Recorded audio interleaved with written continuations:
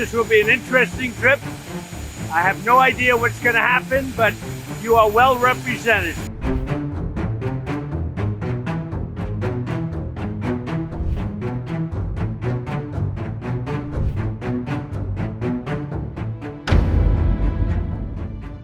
U.S. President Donald Trump's trip to Davos for the World Economic Forum had a rough start.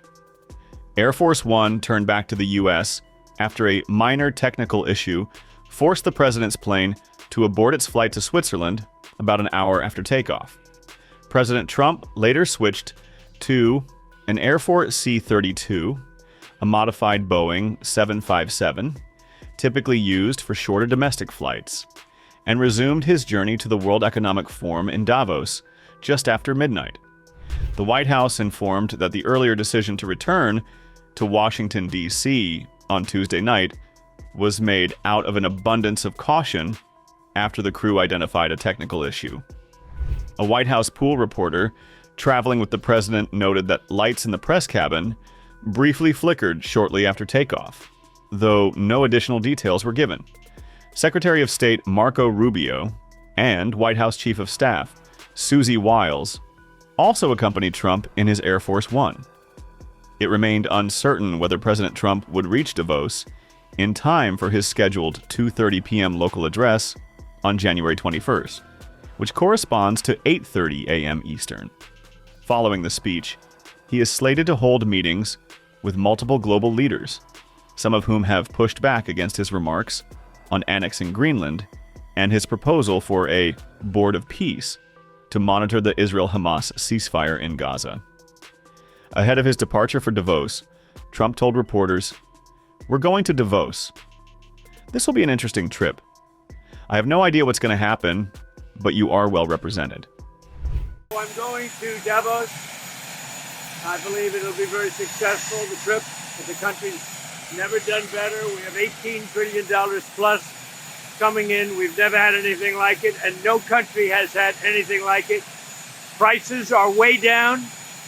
Gasoline now is $1.99 in a lot of places. And frankly, nobody's seen anything like this. So it's really good. But this will be an interesting trip. I have no idea what's going to happen, but you are well represented. Thank you very much. Earlier, during a long press conference marking his first year in office, he was questioned about how far he might go to obtain Greenland and responded simply, "You'll find out," and also affirmed that his Davos speech will recap his success in office. Ahead of your speech in Davos, can you give us a preview of what we can expect as far as laying out the plans for Americans to be able to buy homes? I think more than anything else, what I'm going to be speaking about is the tremendous success that we've had in 1 year. I didn't think we could do it this fast. Think of it, it's just now 12 months. And, I say it often, we have the most successful country in the world. We have the hottest country anywhere in the world by far. And this country would have been absolutely stone cold dead.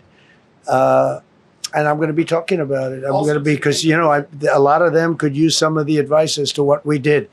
They need energy. You take a look at their energy policy, they're going to destroy themselves with what they're doing with the windmills and all the nonsense. They need energy help badly, or they're going to be in big trouble, and they need immigration help badly. How much longer do you want to go? Yeah, well, call it. I do. I have a very important call with President Erdogan, who I like a lot. All right, one or two more questions. Go ahead. Thank you, Mr. President. During Go ahead, your please. Go ahead. One question about the Yes. Thank you, Mr. President. The red blouse. Go ahead. You talked a lot at the beginning of this about the economy, some positive economic indicators. Polling shows a majority of Americans don't feel the economy is doing well. Are you worried you're making the same mistake as President Biden? No, I hope I don't make the same mistake as him. Look, I inherited a terrible, it's a great question, because we inherited a terrible, terrible mess between the border, between all the problems. The whole country was falling apart. And in 12 months, less than 12 months, in 12 months, we have the strongest border we've ever had. We have prices that are much, much lower than they were for the last time. We inherited very high prices. We inherited, remember this, inflation was at a historic high. We had never had inflation like that. They say 48 years, but whether it's 48 years or ever, we had the highest inflation, in my opinion, that we've ever had. Prices, because of that, were very high. I inherited, we brought down eggs immediately. Remember the first news conference, they were screaming at me about eggs. I was in the position for 2 days, and we brought eggs down to lower than what they were before. And by the way, they continue that way. We brought the prices down from when I came into office and from what Biden had, way down. We're going to bring them down further. But the job we did is a miracle. One of the reasons I'm doing this today is to explain. We inherited a mess, and we've made it a beautiful, beautiful picture. Think of gasoline at $1.99 in many states. $1.99 a gallon.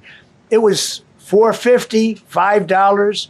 In some cases, $6 or $7. We're at $1.99.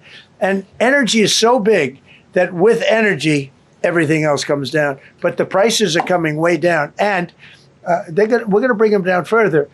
But we started up here with these guys. We inherited a country that was broken.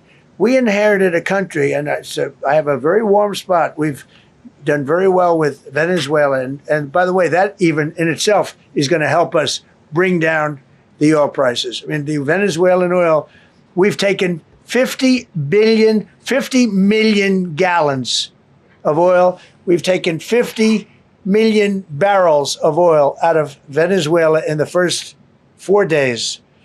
We've got millions of barrels of oil left. We're selling it on the open market. We're bringing down oil prices incredibly. And when they come down, and they've already come down, again, $1.99 a gallon for oil. Nobody thought they'd ever see it. All right, one or two more. Go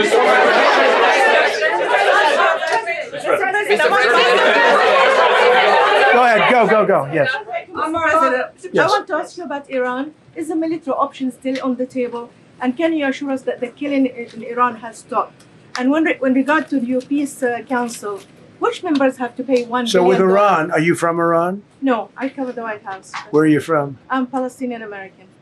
So with Iran, they were going to hang 837 people. And I let them be known that, and we let them know that if that happens, that will be a very bad day for them.